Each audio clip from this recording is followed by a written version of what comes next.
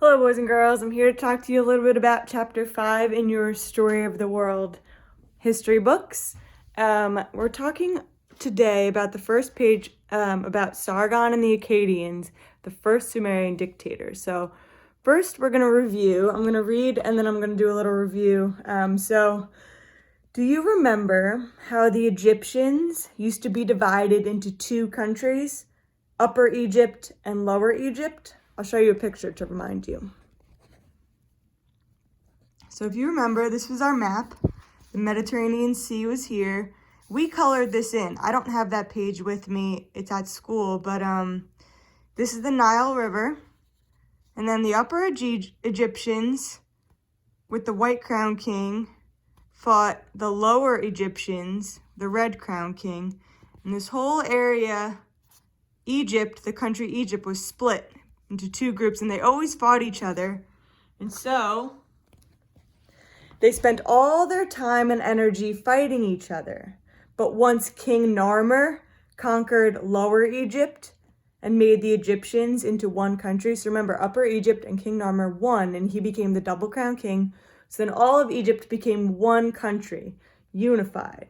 So working together, they could spend all their time, instead of spending time on fighting, they spent all their time on farming and on building instead of on war. Egypt grew richer and stronger once all the fighting Egyptians were united into one. Well, the same thing happened in Mesopotamia between the Tigris and Euphrates rivers. So do you remember those? So Egypt is along the Nile, but then the Tigris and Euphrates rivers is on the other side. We're going to look at a map of that tomorrow. So the same thing happened in Mesopotamia. The people called the Sumerians lived in Mesopotamia.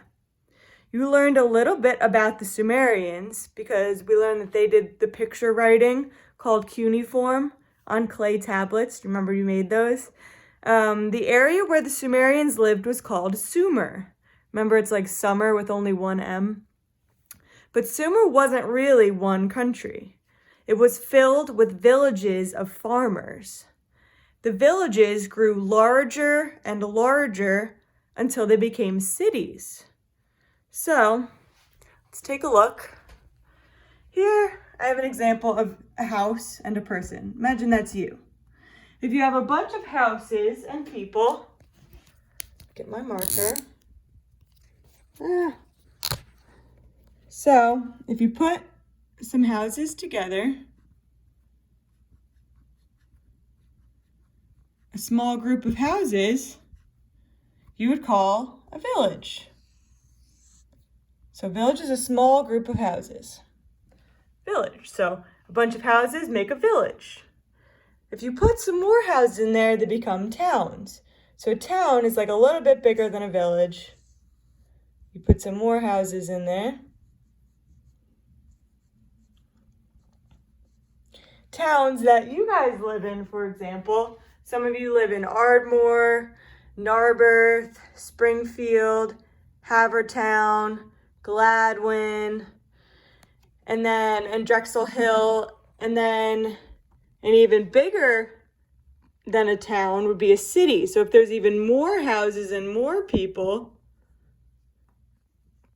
this whole group would be called a city. Like Michael Doyle lives in Westchester. It's bigger, there's more houses and more people in it, so you'd call it a city. But then when you have a bunch of cities, so let's say this is Westchester, this is Philadelphia, and a bunch of big cities all together, they, in a group, make a state. So let's pretend that's Pennsylvania. So this would be a city. City, city, city, and this whole thing would be a state, like PA or Pennsylvania. This would be a town and a village. A village is the smallest group of houses. And then that's one state. If you have a bunch of states all together of different cities, this would be another state. All states all together in a group become a country.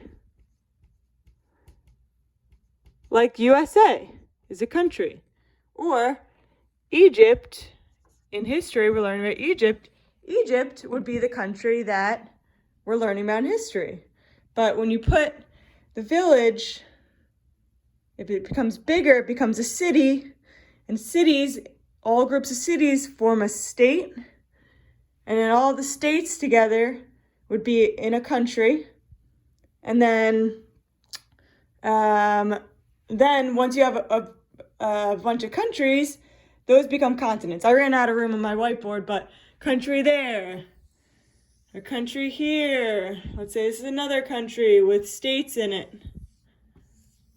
Here's my states, and here's my cities in my states. This is another country.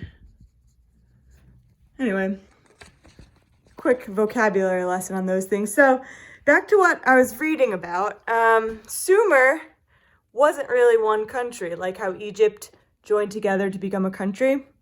Their villages, they had villages of farmers. So they had a bunch of small groups. The villages are the smallest groups.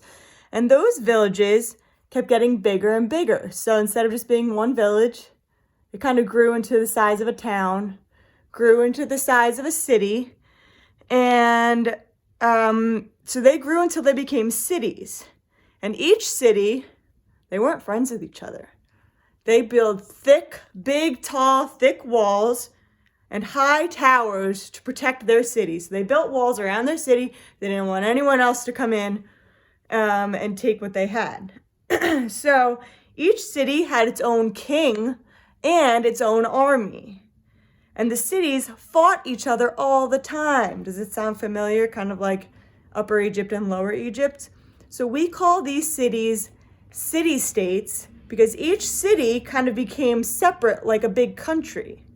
The cities put all their energy into protecting themselves and their neighbors. So their cities built big walls, big thick walls around it, big tall, with big watchtowers. And then people would always try to be protecting from anyone coming in, pretend this is a big brick wall around their city. And they had a king. And all they did was fight with other city-states. And they became so big. And they spent all their time fighting each other. So we call this group, instead of just calling it a city, we'd call it a city-state. Because it's kind of like combining these two words, city-state.